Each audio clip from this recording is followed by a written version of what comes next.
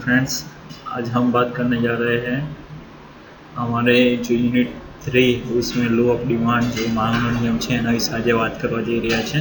તો માંગ શું છે એ અલગ અલગ અર્થશાસ્ત્રીઓએ અલગ અલગ રીતે કીધું છે। શું છે તો કે અન્ય પરિબળો યથાવત રહેતા વસ્તુની કિંમતમાં વધારો થતાં તેની માંગ સંકોચાય છે અને વસ્તુની માંગમાં ઘટાડો થતાં તેની માંગ વિસ્તરણ પામે છે। એટલે કે વસ્તુની કિંમત અને માંગ वच्चे व्यस्त संबंध है। क्या कह रहे हैं यहाँ पे अदर जो कि जितने भी फैक्टर्स है वो फेल्स है वो कैसे इक्वल है, कांस्टेंट है, वो कांस्टेंट रहने और कांस्टेंट है। उसके अलावा जो गुड्स की जो प्राइस है वो इंक्रीज होने से उसकी जो डिमांड है, गुड्स की क्वांटिटी ऑफ डिमांड गुड्स की वो कैसी होती है और कॉन्ट्रास्ट होती है, बराबर कॉन्ट्रास्ट होती है। और उसकी वो प्राइस है वो डिक्रीज़ होने से उसकी जो डिमांड है वो उसके एक्सपेंशन होता है, बराबर उसमें कॉन्ट्रैक्शन होता है। डिक्रीज इंक्रीज होगी प्राइस तब डिमांड में कॉन्ट्रैक्शन होगा, और जब प्राइस इंक्रीज होगी तब डिमांड में कॉन्ट्रैक्शन होगा, और प्राइस डिक्रीजिंग होगी तब डिमांड में एक्सपेंशन होगा। ठीक है, ये कैसा रिलेशनशिप है? इनवर्स रिलेशनशिप है। ठीक है, क्योंकि एक दूसरे की अलग दिशा में है, दोनों के रास्ते अलग अलग है, तू कहीं और मैं कहीं और। ऐसा है कि यहाँ पर प्राइस कहीं और जा रही है और डिमांड कोई और जा रही है। ये दोनों के रास्ते अलग है लेकिन उन दोनों की स्थिति सेम है, इसलिए वो जो उसकी जो कर्व मिलती है वो हमको नेगेटिव आकार की जो मिलती है। ठीक है, यानी कि वो ऊपर से नीचे की तरफ ढलती हुई मिल रही है। उसके बाद एक और डेफिनेशन है जो मार्शल है पीछे। मार्शल शू कहे છે? जो अन्य परिबળો यथावत रहे।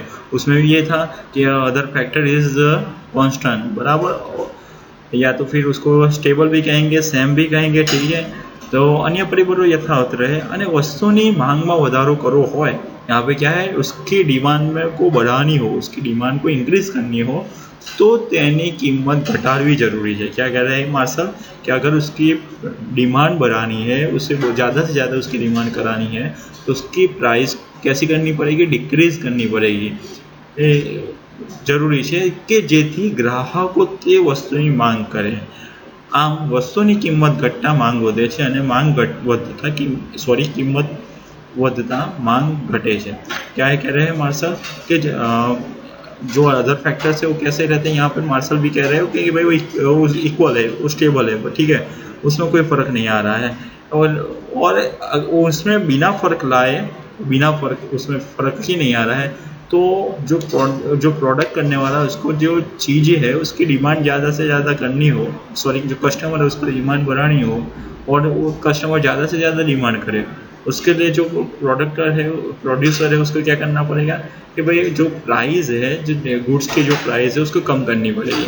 उससे क्या होगा? उसकी डिमांड बढ़ेगी। वैसे ऐसे ही मार्शल कहते हैं डस जो कॉमोडिटी प्राइस है वो डिक्रीज़ होने से उसकी मांग क्या होती है? राइजेज होती है, और उसके कॉमोडिटी प्राइस इंक्रीज़ होने से उसकी मांग डिक्लीन होती है। ठीक है, उसके बाद पॉल सैमुएल्सन भी एक इकोनॉमिक्स है जो कहते हैं, जो वो भी वही कहते हैं, जो अन्य परिबળો यथावत यानी अदर फैक्टर्स इज स्टेबल या तो फिर कांस्टेंट, तो अने આપેલ સમયગાળામાં जो वस्तुની કિંમત વધે तो मांग घटे છે। क्या कहते हैं? अदर फैक्टर कैसे कांस्टेंट है और उसके सामने जो टाइम है, फिक्स टाइम है, उसमें चीज़ों की कीमत बढ़ जाए तो उसकी डिमांड कैसी हो जाती है? कम हो जाती है। उसके बाद एक और है इकोनॉमिक्स है कि बेनहाम, वो भी कह रहे हैं कि जो अन्य परिबળો यथावत रहे तो अमुक किंमतें थती वस्तुनी मांग तेनाथी વધારે કિંમતે થતી તે વસ્તુની માંગ કરતાં વધુ હોય છે। क्या कह रहे हैं? अगर कीमत घट जाए, अदर फैक्टर्स कैसे स्टेबल है यहाँ भी, और अगर कीमत घट जाए, कैसी चीज़, अमुक कीमत घट जाए कि वो अमुक प्राइस है अमुक मात्रा में घट जाए। ठीक है, तो क्या होगा? उसकी जो डिमांड है वो पहले जो प्राइस थी उससे उस वक्त जो डिमांड हो रही थी, यहाँ पे ध्यान से सुनिए, इतनी क्लियरिटी की आगे किसी में नहीं। यहाँ पे ये कह रहे हैं आगे जो डिमांड हो है थी उसकी सापेक्ष में, उसके संदर्भ में बढ़ेगी अब, बराबर। ये उसके डेफिनेशन थी। अब उसके एजप्शन कुछ है। तो पहले एग्जप्शन क्या है कि इसके जो कस्टमर है, कस्टमर के जो नंबर ऑफ कस्टमर है वो कैसे कांस्टेंट है, यानी कि बाजार में जो कस्टमर आ रहे हैं वो की जो नंबरिंग है, उसकी जो संख्या है, उसमें कोई ज़्यादा कस्टमर इन्वॉल्व नहीं हो रहे। बराबर, काले પણ 100 ગ્રાહક જ આવતા હતા, આજે પણ 100 જ ગ્રાહક આવે છે, વધારે ગ્રાહકો નથી આવતા। ખાલી કિંમત જ માત્ર ફરક આવે છે, ગ્રાહકોની સંખ્યામાં કોઈ ફરક नहीं આવતો। बराबर, क्योंकि ग्राहकों की संख्या, ग्राहक कस्टमर की जो नंबर बढ़ेंगे तो क्या होगा, वो डिमांड ऑटोमेटिक बढ़ जाएगी। ठीक है, कोई भी चीज़ की डिमांड कस्टमर के नंबर बढ़ने से ऑटोमेटिक बढ़ जाएगी। ये यहाँ इसीलिए यहाँ पे पहली एजम्पशन यही रख दी गई है। एजम्पशन क्यों रखते हैं कि कोई थियरी है उसको क्लियरली हम क्लीन कर सके, उसके लिए एजम्पशन रख सकते हैं। ठीक है, तो पहली है ये जो number of customer is constant. दूसरी है कस्टमर जो है उसकी जो इनकम है वो भी कांस्टेंट रहती है। बराबर, ग्राहकની આવક પણ કેવી રહે છે, સ્થિર રહે છે। આવું કેમ? જો ગ્રાહકની આવક વધશે तो ये वस्तुओं मांग शू करશે, વધારશે। कस्टमर की इनकम अगर बढ़ गई तो क्या करेगा कि डिमांड भी बढ़ाएगा। इसलिए यहाँ पे दूसरी एडजस्टमेंट मान ली गई है कि भाई कस्टमर की इनकम भी कांस्टेंट है। बाद में तीसरी है कि भाई जो उसकी सब्सटीट्यूट जो आइटम है उसके यानी उसके और में जो आइटम मिल रहे हैं, मानो कि चाय पी रहे हो, चाय के और में और क्या मिल रहा है, तो कॉफ़ी मिल रही है, तो उसकी सब्सटीट्यूट आइटम है उसकी प्राइस भी कैसी रहती है, फिक्स रह रही है, उसमें भी कोई डिफरेंट नहीं आ रहा है। ठीक है, क्यों ऐसा? क्योंकि सामने वाली क्या चीज़ की कीमत घट जाए, कम हो जाए, तो क्या करेगा कस्टमर, इस चीज़ को छोड़ के वो सामने वाली चीज़ को ज़्यादा खरीदेगा। थर्ड है जो उसकी पूरक चीज़ें है, कुछ पूरक चीज़ें उसकी भी जो प्राइस है वो भी स्टेबल रहती है, उसमें कोई फ़र्क नहीं आता। ठीक है, यानी उसकी अवेजी में, यानी अवेजी वस्तुओं में फ़र्क नहीं आवतो किंमत में, यानी पूरक वस्तुओं की कीमत में फ़र्क नहीं आवतो। उसके बाद का एक पॉइंट है कि जो कस्टमर है उसका जो टेस्ट है, कंज्यूमर इंटरेस्ट बोलो या तो टेस्ट बोलो, वो कैसा रहता है, वो भी स्टेबल रहता है। अगर कस्टमर ऐसा सोचे कि मुझे यही चीज़ चाहिए तो फिर उस चीज़ की डिमांड बढ़ जाएगी। बराबर, यानी ये भी एक एजम्पशन है। उसके बाद जो है इनकम की जो डिस्ट्रीब्यूशन है, यानी कौन सी इनकम, तो कि अब जो मार्केट की जो इनकम है, जो प्रोडक्शन की टोटल एक्टिविटीज़ होती है, उसके बाद जो रिसोर्सेज ऑफ प्रोडक्शन है उसको जो इनकम दी जाती है, कौन से, तो भाई जो ज़मीन है, लैंड है, या लेबर है, या फिर हमारे जो कैपिटल है, और दूसरा मैनेजर है, उन सबको जो इनकम दी जाती है, इनकम का कुछ पार्ट दिया जाता है, वो भी स्टेबल है, उसमें वो पार्ट कहीं बढ़ता नहीं है। ठीक है, मानो कि अब लेबर का हिस्सा बढ़ा दिया गया तो लेबर की इनकम बढ़ जाएगी और उसकी डिमांड बढ़ेगी, ये ऐसा कुछ नहीं है, वो जैसा था पहले ऐसा ही है। उसके बाद है कि भविष्य आगाही स्थिर है। यहाँ ये क्या है कि जो हमारे जो आइटम है, गुड्स है, उसकी जो फ्यूचर में जो प्राइस है वो बढ़ेगी या कम होगी, उसके बारे में कोई फोरकास्टिंग करने में नहीं आता। वो अभी जैसी उसकी प्राइस है वैसी ही मान ली जाती है, उसमें कोई भी फ़र्क आने वाला है वो कुछ नहीं है, वो कुछ मानने में नहीं आता। ठीक है, ऐसा क्यों? कि मान लीजिए कि भाई कल कोई चीज़ की प्राइस बढ़ने वाली है, तो उस चीज़ की आज डिमांड क्या हो जाएगी, तो कीमत में कुछ फ़र्क नहीं आएगा, उसकी प्राइस में कोई फ़र्क नहीं आएगा, फिर भी उसकी डिमांड बढ़ जाएगी। अगर उसकी प्राइस कल घटने वाली है तो आज उसकी डिमांड कैसी हो जाएगी, तो कम हो जाएगी। बराबर, यानी प्राइस यानी किंमत काले घटवानी है, यानी मांग आज घटी जैसे, सॉरी वधी जैसे, जो વધવાની હોય तो घटी जैसे। लास्ट पॉइंट है अन्य परिवारों स्थिर। मान लीजिए अब ये दो चीज़ें आती है इसमें, एक तो क्लाइमेट और दूसरे सोशल कल्चर जो है हमारा, उसकी बात कर रहे हैं।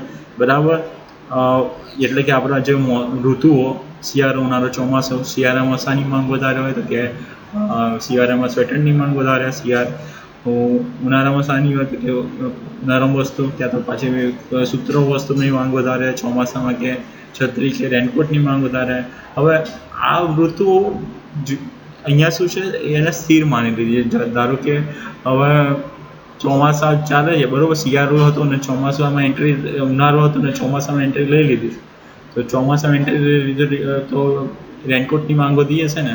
પણ રેનકોટની માંગ ખાલી કિંમતને જ અસર કરતી, કિંમત એના પર અસર કરતી હોય એવું સાબિત કરવું હોય તો આપણે એમ માની લઈએ છીએ કે ભાઈ ચોમાસું આવતો નથી, એટલે કાં તો પછી ચોમાસું જ કાયમ માટે રહે છે, એટલે એની માંગમાં ઋતુના કારણે ફરક નહીં આવતો। બીજી એવી રીતે સામાજિક प्रसंगों, ये जो सोशल ऑकेजन है उसमें क्या होता है कि भाई जो कस्टमर है, मान लीजिए अभी आपके घर में शादी है तो आप क्या करेंगे, पहले ईयर में जितने कपड़े खरीदते थे उतने कपड़े तो आप सिर्फ शादी के टाइम खरीद लोगे, या तो फिर कुछ लोग होते हैं 1 साल 2 साल निकाल डालते हैं कपड़ों में, वो 5 साल में जितने खरीद रहे होगे उतना एक शादी में ही खरीद लेंगे, ठीक है।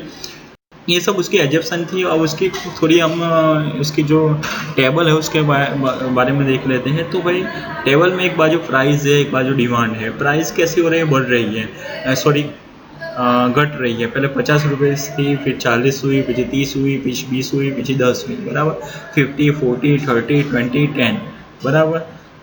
और उसके सामने डिमांड देखिए आप कि जब प्राइस 50 रुपीज़ है तब डिमांड कितनी है, 1 है, यानी 1 यूनिट डिमांड है। फिर उससे कम हो गए प्राइस, 50 से 40 रुपीज़ हो गई तो डिमांड बढ़ के 2 हो गई, यानी प्राइस कम होने से क्या हुआ, डिमांड बढ़ी।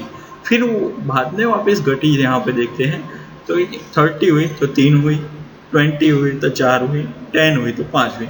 यहाँ पे हम इक्वालिटी का एक पॉइंट देख ले तो यहाँ 30 इक्वालिटी है, बराबर। 30 प्राइस है, उसको इक्वालिटी, वहाँ पे कस्टमर खरीदने तैयार है, जो बेचने वाला है व्यापारी वो बेचने भी तैयार है। तो 30 से 10 हुई तो क्या हुआ, डिमांड बढ़ी। 30 से 40 हुई तो क्या हुआ, डिमांड घटी। 30 से 50 हुई तो क्या हुआ, डिमांड घटी। अगर 30 रहेगी तो डिमांड घटेगी, बढ़ेगी नहीं, बढ़ रही है। जब तक अदर जो फैक्टर्स है वो कांस्टेंट रहेंगे तब तक कुछ नहीं होगा, ठीक है। वो प्राइस अगर घटेगी तभी डिमांड बढ़ेगी, प्राइस बढ़ेगी तभी डिमांड कम होगी, ठीक है। नेक्स्ट हम इसकी डायग्राम देख लेते हैं। तो यहाँ पे जिस तरह हमने जो टेबल था उसमें दिखाया था उसी तरह डायग्राम में देखते हैं। यहाँ पे 2 एक्सिस है, जो सुता हुआ है वो एक्स एक्सिस है, और जो खड़ा हुआ है वो वाई एक्सिस है। यहाँ पे लिखना आ जाएगी ऐसा है, लेकिन वो जो 1 2 3 4 5 जिस पर डिमांड हम दिखा रहे हैं वो एक्सिस है, और जो प्राइस दिखा रहे हैं वो वाई एक्सिस है। उस एक्सिस पे कुछ पॉइंट्स लिखिए, 40, 50, 30, 10, वो क्या है, वो हमारी प्राइस है, बराबर। 10 से 20, 20 से 30, 30 से 40, 40 से 50। हमारी प्राइस कहाँ से कहाँ तक थी, तो 10 से 50 तक थी। तो हमने कितने का गैप ले लिया, 10 का गैप ले लिया यहाँ पे डायग्राम में दिखाने के लिए। तो इसीलिए हमारी डिमांड कैसी थी, 1 से 5 थी, तो 1 से 5 है, तो उसमें हमने 1 का गैप ले लिया। अब पहले में क्या था कि जो हमारी जो प्राइस 50 रुपीज़ थी तब डिमांड कितनी थी कि 1 यूनिट। 40 हुई तो 2 यूनिट, 30 हुई तो 3 यूनिट, 20 हुई तो 4 यूनिट, 10 हुई तो 5 यूनिट। क्या हुआ, जैसे जैसे प्राइस कम हुई डिमांड बढ़ी। अब उससे उल्टी दिशा में देखिए, अगर प्राइस 10 रुपीज़ है तो डिमांड कितनी है, 5। प्राइस 20 है तो डिमांड कितनी है 4। प्राइस 30 है तो डिमांड 3। प्राइस 40 है तो डिमांड 2। प्राइस 50 है तो डिमांड 1। उल्टी दिशा में जाएंगे तो आपने क्या देखा कि जैसे जैसे प्राइस बढ़ रही है वैसे वैसे डिमांड कम हो रही है। थैंक यू दोस्तों, आज हमने जो डिमांड का जो पूरी उसकी डेफिनेशन से लेके, डिमांड लॉ ऑफ डिमांड की जो डेफिनेशन से लेके उसके कौन सी एजप्शन है, उसके टेबल और उसके हमने जो डायग्राम उसके बारे में देखा। और एक लास्ट पॉइंट रह जाता है यहाँ पे कि भाई इसके जो कुछ ऐसे पॉइंट्स हैं जो इसका अपवाद है, जिनको ये लागू नहीं होता है। कुछ हमारे क्लास में भी स्टूडेंट होते हैं जो अपवाद होते हैं दूसरों को, तो उनको बोलते हैं ये करो तो वो नहीं करते, उसी तरह ये है। तो इसमें पहला ये गिफन वस्तु, या ये गिफन करके इकोनॉमिक्स है, उन्होंने ये चीज़ों का ख्याल दिया। ये चीज़ें कैसी है कि इनकी अगर कीमत घट जाए, इनकी प्राइस घट जाए तो इनकी डिमांड भी घट जाएगी। जैसे कि आप एग्जाम्पल ले लो, नमक एक ऐसी चीज़ है कि अगर उसकी प्राइस घट जाए तो आप उसको ज़्यादा खरीदोगे, नहीं खरीदोगे। ऐसे दूसरा जो हम जलाने के लिए दिवा स्टिक यूज़ करते हैं, उसकी भी प्राइस घट जाए तो वो ज़्यादा यूज़ करेंगे, नहीं करेंगे। वो सब कैसी है, गिफन वस्तु है, ठीक है। उसके गिफन वस्तु का मीनिंग क्या है, तो कि भाई ऐसी चीज़ें जिनकी प्राइस घट जाए तो उसकी डिमांड घट जाए, ठीक है। गिफन वस्तु एक तो એટલે કે એવી વસ્તુ કે જેમની કિંમત ઘટતા તેની માંગમાં પણ ઘટાડો થાય। બીજું છે પ્રતિષ્ઠા મૂલ્ય ધરાવતી વસ્તુ। કેવી વસ્તુ છે, પ્રતિષ્ઠા મૂલ્ય ધરાવે છે। એટલે કે આવી સોનામાં કેવું છે કે ભાઈ જે લોકો વધારે સંપત્તિવાળા હોય વધારે ને વધારે સોનાની માંગ કરતા હોય છે, બરાબર। પછી ત્રીજું છે જીવન જરૂરિયાત વસ્તુ। ખાવાનું દરરોજ તમારે જોઈએ છે, ભૂખ્યા નહીં રહો, એ જીવન જરૂરિયાત વસ્તુ છે, એટલે એની માંગ દરરોજ કરવી જ પડશે। પછી ત્રીજું છે ફેશનમાં આવતો બદલાવ। फैशन में अगर फैशन जो है उसमें चेंजेस आए तो भी डिमांड में चेंजेस आएगा। और लास्ट में अगर कस्टमर को भी मालूम नहीं होगा इसकी प्राइस क्या है कैसी है, तो ऐसे भी वो डिमांड बढ़ा सकते हैं। ऐसे 5 पॉइंट है गिवन आइटम्स। फिर कुछ ऐसे आइटम्स है जो प्रेस्टिज जो कहते हैं, प्रेस्टिज कहते हैं वो है। फिर कुछ ऐसी चीज़ें जैसे लाइफ की नीड है और फैशन है, और कस्टमर अगर उसको कुछ मालूम ही नहीं होता है तब। Thank you.